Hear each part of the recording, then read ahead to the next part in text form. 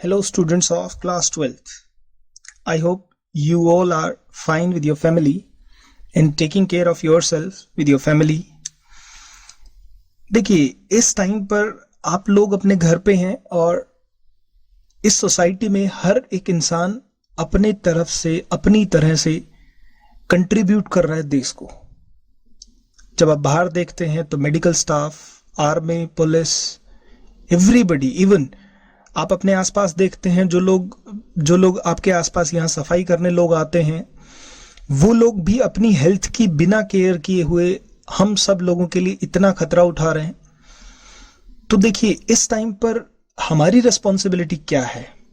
हमारी रिस्पॉन्सिबिलिटी है हम अपने घर रहें, चीज़ों का ध्यान रखें, गाइडलाइंस का खास तौर पे ध्यान रखें जो सरकार ने जारी कर रखी हैं, और हमारे आसपास की चीज़ों का विशेष तौर पे ध्यान रखें. और बीइंग अ स्टूडेंट, आप लोगों की क्या मोस्ट प्रायोरिटाइज्ड रिस्पॉन्सिबिलिटी है? आप लोगों की रिस्पॉन्सिबिलिटी है कि आप पढ़ें, अपना टाइम वेस्ट करने की बजाय अपना टाइम यूज करें. ऐसा नहीं है कि 10-10, 12-12 घंटे पढ़ें, नहीं. आप कम से कम अपना जो आपको ऑनलाइन क्लासेस मिल रही हैं, जो आपको टीचर्स होमवर्क दे रहे हैं, जो आपको असाइनमेंट दे रहे हैं, उनको आप सॉल्व करिए, उन ऑनलाइन क्लासेस को देखिए, फिर एक बार बुक के थ्रू, एनसीईआरटी के थ्रू रीडिंग लगाइए and then try to solve the numericals as well as the questions from NCERT book और एक्सरसाइज से क्वेश्चन सॉल्व करने की कोशिश करिए. This is the best time. और आप लोगों के लिए सबसे बड़ी यही, अभी के लिए यही मोस्ट प्रायोरिटी, आपकी रिस्पॉन्सिबिलिटी यही है कि आप अपने अगर कंट्री को सर्व करना चाहते हैं तो सिर्फ आप ये काम कर सकते हैं. देखिए, आज हम बात करने वाले हैं रिवीजन की, revision capsule through the brain map. अभी तक जो हमने पढ़ा है हम उसके बारे में बात करेंगे. आपने किस किस तरह से, किस किस फॉर्म में आप तक चीजें पढ़ी हैं. तो देखिए, हम स्टार्ट करते हैं इलेक्ट्रिक फील्ड से. जब हम इलेक्ट्रिक फील्ड की बात कर रहे हैं तो देखिए, इलेक्ट्रिक फील्ड आपने अर्लियर जब स्टार्ट किया था हमने, तो इलेक्ट्रिक फील्ड एक चार्ज की प्रॉपर्टी होती है बेटा. चार्ज के अराउंड का वो स्पेस होता है जहां उसका अट्रैक्शन और रिपल्शन कोई दूसरा चार्ज एक्सपीरियंस करता है. उस स्पेस को हम इलेक्ट्रिक फील्ड कहते हैं. अगर डिफाइन करना था तो electric field was force upon test charge, और फोर्स की यूनिट न्यूटन, चार्ज की यूनिट कॉलम, तो ये न्यूटन पर कॉलम, और ये एक वेक्टर क्वांटिटी होती थी. मतलब इसकी जो फोर्स की डायरेक्शन होती थी वही इलेक्ट्रिक फील्ड की डायरेक्शन होती थी. और अब देखिए, मीनिंग इलेक्ट्रिक फील्ड, यहीं पे एक नई टर्म आ गई थी हमारे पास, इंटेंसिटी. तो हमने एक टर्म पढ़ी, इलेक्ट्रिक फील्ड इंटेंसिटी. तो यानी how strongly a charge being attracted और repelled by another charge, that is called intensity. यानी कितना स्ट्रांगली कोई चार्ज किसी दूसरे चार्ज की तरफ अट्रैक्ट या रिपेल हुआ तो उसको इंटेंसिटी कह देते थे. Electric field intensity. अब देखिए, एक सिंगल चार्ज की बात आती थी तो force is equal to q into e. जब भी एक सिंगल चार्ज के फोर्स की बात आती है तो हम ये फोर्स यूज करते हैं. ये बात मैं through out the classes, through out the lectures आपसे डिस्कस करता रहा हूं. ओके, किस किस फैक्टर पे डिपेंड करते हैं इलेक्ट्रिक फील्ड इंटेंसिटी के ग्राफ भी हमने बनाए हैं. किस किस? Electric field intensity source charge पे डिपेंड करता है, inversely proportional to the distance. इसी के साथ आपने सिंगल चार्ज का कंसेप्ट पढ़ा तो E इज इक्वल टू के क्यू बाई आर स्क्वायर पढ़ा आपने. इसके साथ साथ हमने कुछ ग्राफ भी करे थे जो वेरी वेरी इंपॉर्टेंट ग्राफ्स थे, वो हालांकि यहाँ भी डिस्कशन कर रखा है उनका मैंने. इसी के साथ हमने मल्टीपल चार्जेस के केस में भी पढ़ा. बहुत सारे चार्जेस हैं, उस केस में कितना इलेक्ट्रिक फील्ड मिलेगा, और यहाँ से कोई जर्नल AP GP का क्वेश्चन जनरली बन जाता होता है, उसको आप सॉल्व भी कर सकते थे. Electric field intensity due to multiple charges, इसका जब आपने केस पढ़ा electric field intensity due to multiple charges, तो बहुत सारे चार्जेस हैं, यहां से जीपी बन जाती है.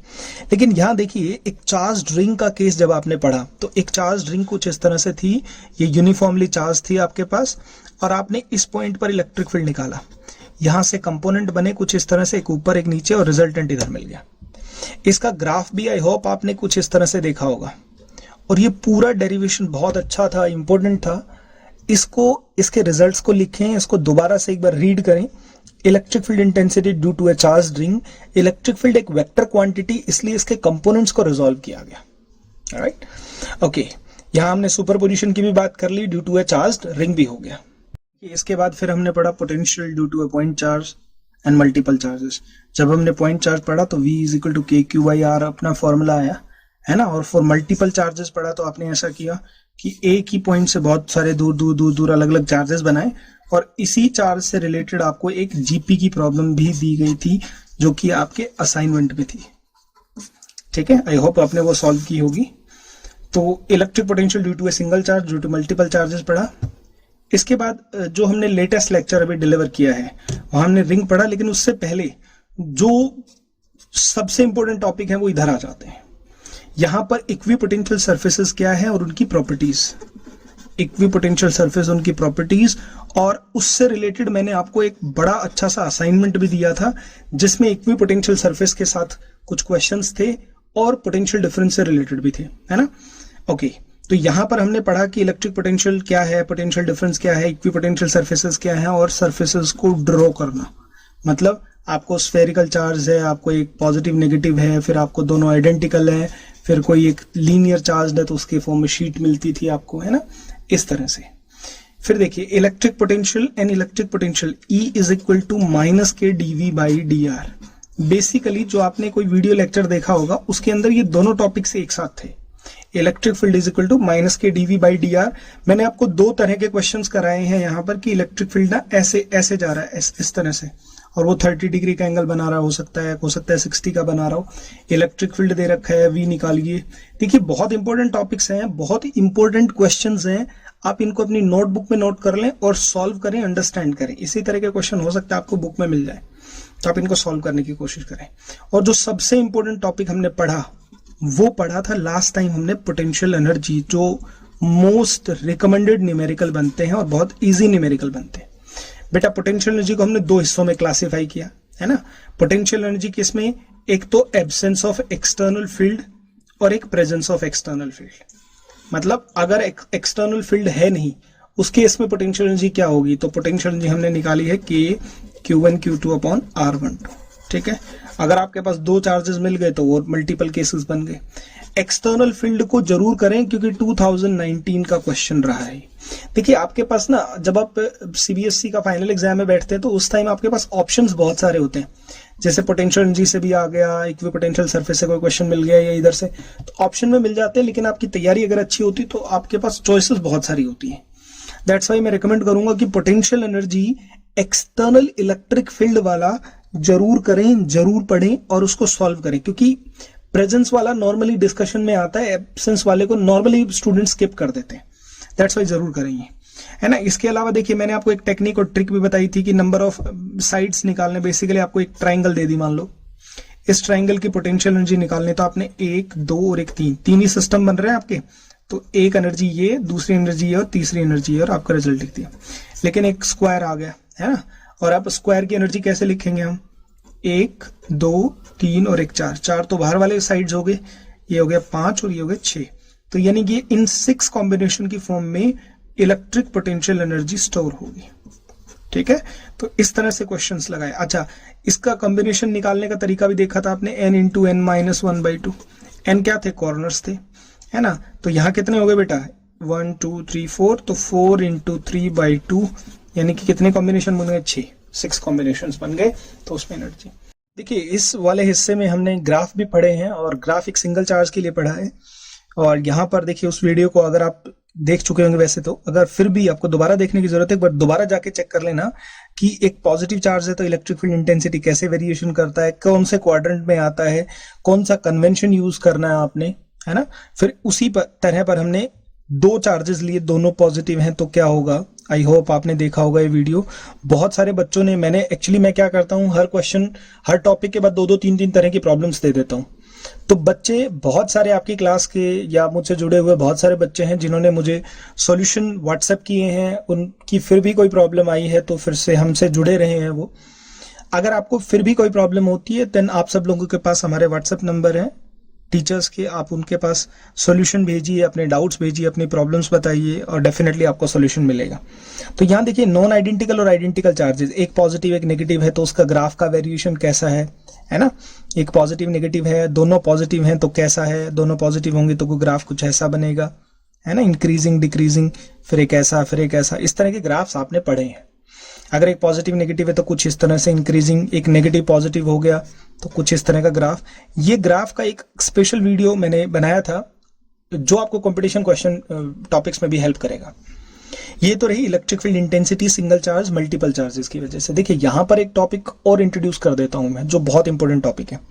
2019 में यहां से एक सीबीएसई से क्वेश्चन रहा है कि अगर आपके पास एक पॉजिटिव एक नेगेटिव चार्ज है तो वहां से आपको न्यूट्रल पॉइंट फाइंड आउट करना है, दोनों पॉजिटिव। यानी मैं यहां लिख देता हूं, आपने न्यूट्रल पॉइंट प्रॉब्लम्स मैंने फोर्स में भी पढ़ाई थी जब हम स्कूल हमारा कंटिन्यू था तब भी, और फील्ड में भी बताई है। न्यूट्रल पॉइंट दोनों पॉजिटिव हो सकते हैं बेटा, एक पॉजिटिव और एक नेगेटिव हो सकता है। इन दोनों केसेस के मैंने आपको असाइनमेंट में भी कुछ क्वेश्चंस दिए थे और आपने बहुत अच्छे से सॉल्व किए हैं, कुछ बच्चों ने तो बहुत अच्छे तरीके से किए। देखिए तो न्यूट्रल पॉइंट की प्रॉब्लम्स जरूर करें, उनके बेस न्यूमेरिकल जरूर करें। आपको जो दिए गए थे आप एक बार वीडियो में जाके दोबारा देखें और उन क्वेश्चंस को अपने नोट डाउन कर लें। देखिए इलेक्ट्रिक डायपोल, अब इतना करने के बाद हमारे पास एक नया कंसेप्ट आता है, एक नया पॉइंट आता है इलेक्ट्रिक डायपोल। तो इलेक्ट्रिक डायपोल एक पॉजिटिव और नेगेटिव चार्जेस एक पेयर है बेटा ये, और ये पेयर हमेशा इक्वल एंड अपोजिट चार्जेस का ही बनता है। इक्वल एंड अपोजिट चार्जेस मतलब नेट अगर देखा जाए तो नेट चार्ज हमेशा सिस्टम पे जीरो रहता है, अगर डायपोल पे नेट चार्ज देखा जाए तो जीरो रहता है। इलेक्ट्रिक डायपोल मोमेंट एक वेक्टर क्वांटिटी है, P is equal to Q into 2A, और इसकी डायरेक्शन हमेशा -2 प्लस चलती है हमेशा। जैसे एक नेगेटिव चार्ज एक पॉजिटिव है तो इलेक्ट्रिक डायपोल मोमेंट की डायरेक्शन नेगेटिव टू पॉजिटिव चलती है हमारे पास, right. Okay, basic idea about the term, यहां पर P का मतलब डायपोल मोमेंट है, Q का मतलब चार्ज है, 2A का मतलब डायपोल लेंथ है, इलेक्ट्रिक डायपोल लेंथ। और डायपोल लेंथ हमेशा नेगेटिव टू पॉजिटिव ही रीड की जाती है, पढ़ी की जाती है और मेजर की जाती है। देखिए इसी सीरीज में हमने एक टर्म और पढ़ी थी जिसको हम इलेक्ट्रिक फील्ड लाइंस बोलते हैं, electric field lines and properties. और उन प्रॉपर्टीज से भी अब की बार 2 नंबर का क्वेश्चन रहा है ना। तो इलेक्ट्रिक फील्ड लाइंस की प्रॉपर्टीज कहां से कहां चलती हैं, पॉजिटिव से नेगेटिव चलती हैं, ठीक है। These are basic continuous lines, बिना टूटे फूटे चलती हैं, सीधी पॉजिटिव से नेगेटिव चलती हैं। ये नॉन कंटिन्यूअस होती है, मतलब नॉन कंटिन्यूअस मतलब क्लोज लूप नहीं बनाती, कंटिन्यूअस तो होती है बट क्लोज लूप नहीं बनाती। क्लोज लूप का मतलब समझ रहे हो, पॉजिटिव से नेगेटिव गई लेकिन नेगेटिव से पॉजिटिव नहीं जाएंगी, है ना। तो ये कैसी कंटिन्यूअस तो है लेकिन क्लोज लूप नहीं बनाती। ओके, इसके बाद हमने पढ़ा था electric field intensity, exert pressure, electric field intensity longitudinally contract होती हैं, है ना। इसमें बहुत सारी 4-5 प्रॉपर्टीज हैं, आप उनको एक बार जाएंगे देखेंगे और अच्छे से रीड कर लेंगे। 2 इलेक्ट्रिक फील्ड लाइन इंटरसेक्ट नहीं करती, ये भी आपने देखा है। अब देखिए इसके नेक्स्ट हिस्से में बात की गई बिहेवियर ऑफ इलेक्ट्रिक डायपोल।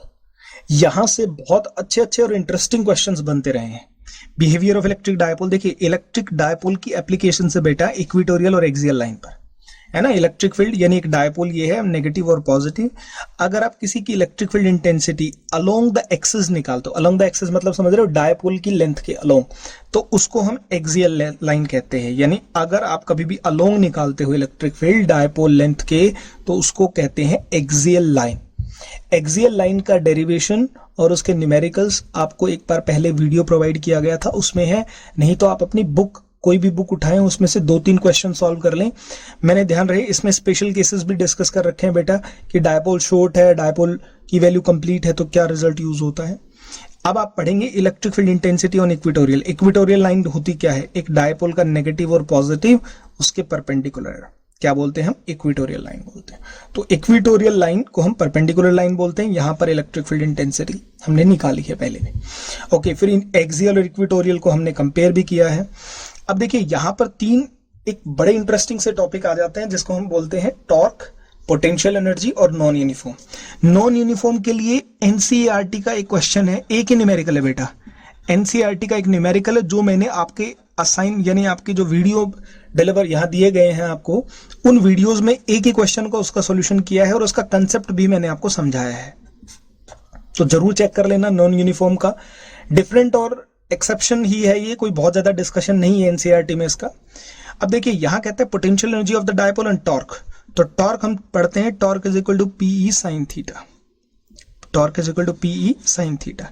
इससे रिलेटेड 2019 का एक न्यूमेरिकल जो सीबीएसई बोर्ड में आया है वो मैंने अपने वीडियोस में डिस्कशन किया है, आप उन वीडियोस को जाके देखेंगे। कुछ इस तरह से एक डायपोल इस तरह से 120 डिग्री के एंगल पे रखा हुआ है, what is the torque and what is the electric field angle क्या है, वो 2019 का क्वेश्चन आपके वीडियोस में डिस्कशन किया गया है, तो उसको देखेंगे। टॉर्क से रिलेटेड देखेंगे, बेटा इसके स्पेशल केसेस भी की भी बात की है, किस केस में टॉर्क मैक्सिमम होगा, किस में मिनिमम होगा, कहाँ पोटेंशियल एनर्जी होगी, ये हम पोटेंशियल एनर्जी की तरफ चले जाते हैं, है ना। पोटेंशियल एनर्जी पढ़ते हैं हम, torque P U is equal to P cos theta 2 minus cos theta 1, है ना। इस पोटेंशियल एनर्जी के कंसेप्ट में हमने डिस्कशन करा है कि यहाँ पर किस केस में मैक्सिमम पोटेंशियल एनर्जी होगी, किस केस में मिनिमम होगी, कहाँ स्टेबल होगा डायपोल, कहाँ अनस्टेबल होगा। तो इसी के साथ ना दो कंसेप्चुअल क्वेश्चन यहाँ भी बन जाते हैं कि डायपोल की स्टेबिलिटी और अनस्टेबल यानी अनस्टेबिलिटी के बारे में बताइए किस किस के एंगल में है। यहाँ पे मैंने एक न्यूमेरिकल भी आपके वीडियोस में डिस्कशन किया है कि एक डायपोल स्टेबल से अनस्टेबल चला जाता है, what is the energy required for that, है ना। तो उन वीडियोस को आप चेक करेंगे तो आपको बहुत कुछ मिलेगा इनसे रिलेटेड ही। तो ये हमारा जो अब तक का था कंसेप्ट, इलेक्ट्रिक फील्ड में हमने इतना कुछ पढ़ा, प्लस इसके साथ साथ कुछ डिफरेंट से ग्राफ्स भी किए हमने, कुछ अलग अलग तरह के न्यूमेरिकल्स भी किए। हर वीडियोस, ऑलमोस्ट हर वीडियोस के बाद 5-5, 6-6 क्वेश्चन का आपको असाइनमेंट दिया गया है। वो असाइनमेंट आपको बहुत हेल्प करेगा, आपकी कंसेप्ट बिल्डिंग में करेगा। इसके अलावा आप एनसीईआरटी क्वेश्चंस को जरूर जरूर जरूर सॉल्व करें, जहां प्रॉब्लम आती है वो आप हमें डिस्कस कर सकते हैं। देखिए बेटा, इसके बाद जब इलेक्ट्रिक फील्ड हमारा पूरा हुआ तो आपको एक मिसलेनियस एक्सरसाइज भी दी गई थी। अब उसके बाद हमने एक इलेक्ट्रिक पोटेंशियल चैप्टर स्टार्ट किया, इलेक्ट्रोस्टैटिक्स का ही पार्ट है बेटा ये, जहां पर हमने पढ़ा कि मीनिंग ऑफ पोटेंशियल क्या है और पोटेंशियल डिफरेंस क्या है। ये पहला जो इंट्रोडक्टरी लेक्चर है तो बहुत इंपॉर्टेंट है। इस टॉपिक को इन वीडियो लेक्चर्स को देखने के बाद एग्जैक्ट आप समझ पाएंगे रियल मीनिंग ऑफ पोटेंशियल और पोटेंशियल डिफरेंस क्या है, क्योंकि उसके बाद ही हमारा कंसेप्ट कहीं ना कहीं क्लियर होता है कि पोटेंशियल और पोटेंशियल डिफरेंस की जरूरत कहां पड़ती है। और उसके जस्ट आफ्टर मैंने पोटेंशियल एनर्जी के बारे में आपको आइडिया दिया है, क्योंकि पोटेंशियल डिफरेंस और पोटेंशियल एनर्जी इन तीनों को एक लेक्चर में दिया है जो कि लगभग 40 मिनट्स का है। मैं आपको सजेस्ट करूंगा कि बहुत ध्यान से पीसफुली इसको देखें, एक एक वर्ड, एक एक पॉइंट को ध्यान से नोट करें, क्योंकि ये बहुत ज्यादा इंपॉर्टेंट रहने वाला है। क्यों? क्योंकि आप एक चैप्टर आएगा जिसको हम बोलते हैं कैपेसिटेंस में इसका यूज है। फिर हम पढ़ते हैं कि करंट इलेक्ट्रिसिटी, उसमें इसका यूज है। तो आने वाली लगभग एक तो यूनिट पूरी, लगभग एक चैप्टर है, तो लगभग एक यूनिट और एक चैप्टर में इस वर्ड यानी इस चैप्टर का बहुत इस्तेमाल है। बहुत इंपॉर्टेंट टॉपिक है ये, इसलिए आप पहले वाले लेक्चर को जरूर देखें और आपको जो क्वेश्चंस दिए गए थे उनको एक बार जरूर ट्राई करें। इसके बाद हमने लिया कि गंगाधरी शक्तिमान, एक वीडियो में मैंने अपना कैप्शन भी लिया है कि गंगाधरी शक्ति मतलब सिमिलरिटी बिटवीन पोटेंशियल और पोटेंशियल डिफरेंस क्या है। तो यहां मैंने इन्फिनिटी का मतलब समझाया आपको क्या है ना। पोटेंशियल और पोटेंशियल डिफरेंस में क्या है, जैसे गंगाधर शक्तिमान बन जाता था, फिर शक्तिमान गंगाधर बन जाता था, तो उनके बीच में डिफरेंसेस बहुत कम रहते थे, जो जानने वाले लोग थे वही जान सकते थे। इसलिए आप इसको ध्यान से देखें और पढ़ें और जानें कि पोटेंशियल और पोटेंशियल डिफरेंस में क्या फर्क है। कि इसी के साथ हमने ना एक क्यूब की प्रॉब्लम भी पढ़ी है ना। क्यूब में क्या था कि एक क्यूब है, उसके 8 कॉर्नर्स पर चार्ज रखे हैं, आपको पोटेंशियल बताना है कितना है इसमें, ठीक है। इसी तरह से आपको कोई कॉन्फ़िगरेशन दे दिया गया चार्जेस का, फिर आपको पोटेंशियल एनर्जी एसोसिएटेड बतानी है ना। तो आपके इसके कितने नंबर ऑफ चार्ज कॉर्नर्स है बेटा? 8, तो 8 × 7 डिवाइडेड बाई 2, यानी कितना आया? 28। तो इसमें 28 फॉर्मेट में एनर्जी स्टोर्ड है। ये आप अपना क्वेश्चन देखेंगे तो जानेंगे कि मैंने इसमें डिस्कशन भी किया है किस तरह से चार्ज डिस्ट्रीब्यूटेड है, किस तरह से 12 है ना। तो 12 और 4, तो ये 28 फॉर्मेट में है आपका डिस्ट्रीब्यूशन ऑफ एनर्जी। ये आप जब वो क्वेश्चन का वीडियो आपने देखा होगा तो आपने सॉल्व किया होगा। तो ये हमारी अब तक की इलेक्ट्रिक पोटेंशियल की जर्नी थी। इलेक्ट्रिक पोटेंशियल में प्रोबेबली इस just after this video you are getting one more topic is left. ऐसे तो कंपटीशन के तो बहुत सारे टॉपिक बच जाते हैं, बट हम सीबीएसई बोर्ड के अप्रोच के हिसाब से काम कर रहे हैं। यानी सीबीएसई बोर्ड आपको अलाउ करता है कि आप एनसीईआरटी पढ़ें, एनसीईआरटी से भी मोर देन एक्स्ट्रा हमने कुछ चीज़ें कवर की हैं, कुछ चीज़ें आप एक्स्ट्रा क्वेश्चंस कर रहे होगे, उसके साथ कनेक्टेड चीज़ें दिख रही होंगी आपको, है ना। ये आपको बहुत बेनिफिशियल होने वाला है। लेकिन जब आपका एक टॉपिक बचा है तो उस टॉपिक में है कि आपको लास्ट जो हम टॉपिक पढ़ने वाले हैं उसमें आप पढ़ोगे कि electric potential on axial line, electric potential on equatorial line. This is a complete different topic. इस टॉपिक में देखिए यहां पर गलती कहां होती है, जब बच्चा एक्सियल और इक्वेटोरियल का नाम सुनता है तो वो इलेक्ट्रिक फील्ड के बारे में सोचता है, बट ऐसा नहीं है। बेटा यहाँ से जब आप वीडियो देखोगे, यानी इस वीडियो के बाद अपलोड होगा वो, उसमें आप देखोगे कि इलेक्ट्रिक पोटेंशियल इक्वेटोरियल लाइन पर क्या होता है। ये 1 नंबर का क्वेश्चन भी है, स्पेशल केसेस में मैंने वहाँ डिस्कशन कर रखा है इसके बारे में कंप्लीटली, है ना। तो उसका डेरिवेशन अच्छा खासा इंपॉर्टेंट बन जाता है। वो डेरिवेशन का स्टेटमेंट ही अपने आप में खास होता है।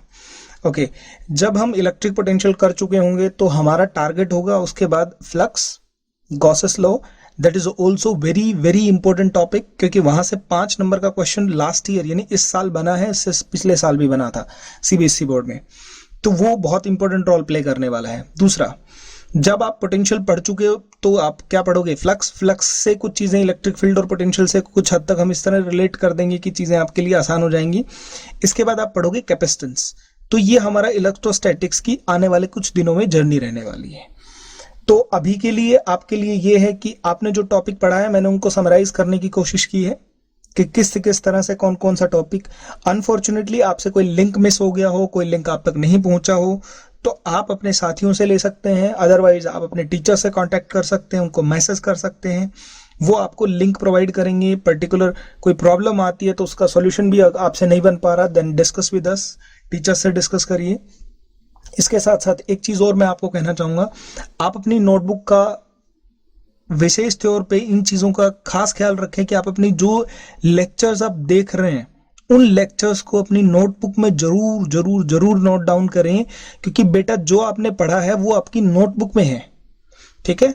और जब भी आपको लगे वीक में 1 बार 2 बार ऐसा करें, वीक में कभी आपको वीकेंड्स पे लग रहा है कि आपका सैटरडे संडे आपको पढ़ना है, तो आप ऐसा करें, अपनी नोटबुक खोल लें और अपना वीडियो जो देखा था आपने उसको एक बार फिर से ऑन कर लें और आप टॉपिक वाइज उसको दोबारा से पढ़ते जाएं, ठीक है। इसके लिए चीजें आपके लिए आसान हो जाएंगी और वो चीजें आपके रिकलेक्ट हो जाएंगी, ठीक है। लास्ट में एक चीज और कहना चाहूंगा कि आपका जब जैसे फील्ड कंप्लीट हो गया तो बेटा 1 से लेके 10-12 क्वेश्चंस तक आप आराम से एनसीईआरटी ट्राई कर सकते हैं। एडिशनल के 3-4 क्वेश्चन ट्राई कर सकते हैं। पोटेंशियल वाले चैप्टर में जाए 5-7 क्वेश्चन वहां से देख सकते हैं। तो आप अपनी एनसीईआरटी को जाके चेक करें, वहां से वैरायटी ऑफ क्वेश्चंस मिलेंगे, बेटा उनको जरूर सॉल्व करें। इसमें आपको डेफिनेटली मदद मिलेगी। आई होप ये चीजें आपको क्लियर हो रही होंगी। फिर भी कहीं कोई प्रॉब्लम आती है देन आप हमें प्रॉब्लम को लिख के भेज सकते हैं, हम आपको डेफिनेटली सॉल्यूशन देंगे। ओके, तो नेक्स्ट क्लास में मिलते हैं। थैंक यू, तब तक पढ़ते रहिए, मिलते हैं।